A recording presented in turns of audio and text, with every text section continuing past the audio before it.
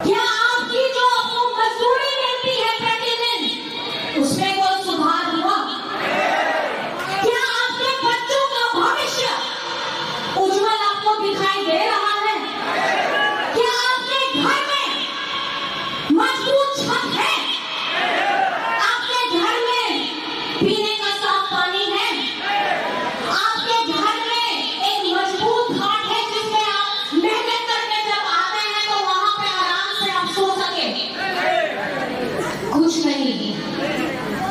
आपकी इस राज्य की चाय सिर्फ देश में नहीं पूरे विश्व में प्रसिद्ध है। पूरे विश्व में प्रसिद्ध है। उस मेहनत का असली हकदार कौन है? उस मेहनत का असली हकदार आप लोग। तो आप 20 और 30 का हमको भीख क्या दे रहे हैं? हमें हमारा मान और सम्मान दीजिए। हमें 500 रुपए प्रतिदिन देने का काम कीजिए। हम दूसरे राज्य से इसलिए आए हैं आपके घर, आपकी हक की पुकार और यहाँ की अर्थव्यवस्था में अपनी आवाज को बुलंद करने के लिए आए हैं। आपके हेमंत दादा, आपके प्यार से, आपके दर्द, आपकी तकलीफ को अपना मानते हुए आए हैं, क्योंकि आदिवासी का दर्द एक आदिवासी ही समझ सकता है। चुनाव चिन्ह आपके चुनाव चिन्ह के तौर पे नहीं, आपके शरीर में बहते हुए हर एक रक्त का वो प्रमाण है। और ये चुनाव चिन्ह इस बार असम में आप लोगों के द्वारा, मेरे भाई बहनों, आप लोगों के द्वारा, मेरे बड़े बुजुर्ग, आप लोगों से मैं ये दरखास्त करना चाहती हूँ, आपसे मैं आग्रह करना चाहती हूँ। अभी मीठी बातें, लॉलीपॉप दिखा के बहुत सारे लोग आएंगे, बहुत सारे आपके पास में झूठे वादे करेंगे, लेकिन सच क्या है? उनके झूठे वादे, उनके खोखले इरादे, जो जब वो सत्ता में बैठे हैं तो 10 साल हो गए ना, हो गए। जब आदिवासियों के लिए कुछ करना था आपको, तो आपको 10 साल के अंदर में कर देना चाहिए था, लेकिन आपने हमारा हक नहीं दिया। आपने हमारी जमीन में हमारा मालिकाना हक नहीं दिया कि हम आदिवासी हैं। लेकिन हमें संवैधानिक दर्जा देने की इन लोगों की हिम्मत क्यों नहीं होगी? ये तीर धनुष आपको एसटी का दर्जा दिलाएगा, ये तीर धनुष आपको आपका मालिकाना हक दिलाएगा। झारखंड की राजनीति से निकलकर अब राष्ट्रीय स्तर पर अपनी पहचान मजबूत करते हुए कल्पना सोरेन एक बार फिर चर्चा में है। हाल ही में असम विधानसभा चुनाव के दौरान जनसभा को संबोधित करते हुए वो नजर आ रही है, जहां उन्होंने झारखंड मुक्ति मोर्चा यानी जेएमएम के उम्मीदवार के समर्थन में जोरदार प्रचार किया। बता दें, कल्पना सोरेन आदिवासी समाज के अधिकार, सम्मान और भविष्य की बात करती हुई नजर आई। उन्होंने अपने संबोधन में स्पष्ट किया कि जेएमएम केवल झारखंड तक सीमित पार्टी नहीं है, बल्कि अब वो असम में भी अपने जनाधार को विस्तार देने की कोशिश कर रही है। ये राजनीतिक कदम पार्टी के रणनीतिक सोच को दर्शाता है। झारखंड के मुख्यमंत्री हेमंत सोरेन और कल्पना सोरेन ने शुक्रवार को असम विधानसभा चुनाव में जेएमएम प्रत्याशी के लिए चुनाव प्रचार किया। वहीं कल्पना सोरेन ने असम के चाय बागानों में काम करने वाले मजदूरों को 250 रुपये न्यूनतम मजदूरी का मामला उठाया और कहा कि जेएमएम 350 रुपया न्यूनतम मजदूरी और महिलाओं को 2500 रुपया प्रति माह देने का काम सुनिश्चित करेगी। उन्होंने जेएमएम प्रत्याशी के समर्थन में सभा को संबोधित करते हुए कहा कि असम के चाय बागानों में अपने श्रम और संघर्ष से एक पूरी विरासत गढ़ने वाले आदिवासी और वंचित समाज ने देश दुनिया को चाय से चलने वाली अर्थव्यवस्था दी, लेकिन बदले में उन्हें क्या मिला? सच्चाई ये है कि जिन हाथों ने इस पहचान को बनाया वही आज भी हाशिए पर खड़े हैं।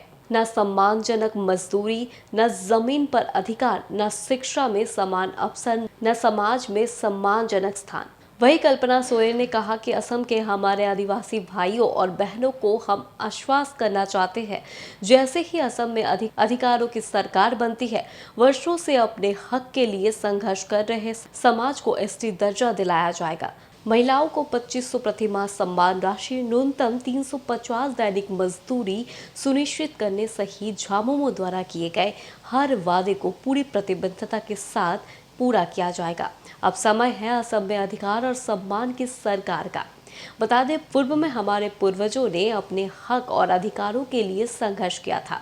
आज असम का आदिवासी समाज भी ये ठान चुकी है कि अब पूर्व की सरकारों द्वारा किए गए अन्याय को और नहीं सहेगा।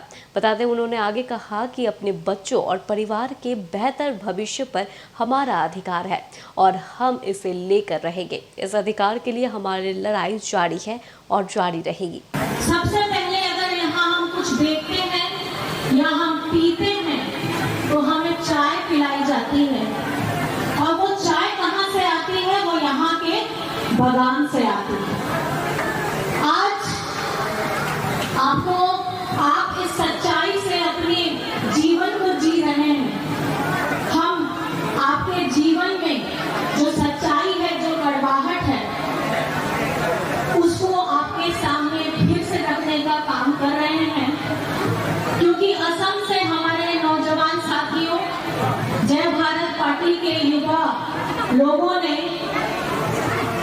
जेएमएम के पास आकर के ये बताया कि हमारे चाय बागान में रहने वाले लोगों की स्थिति कैसी है। असम का चाय बागान किसने बनाया?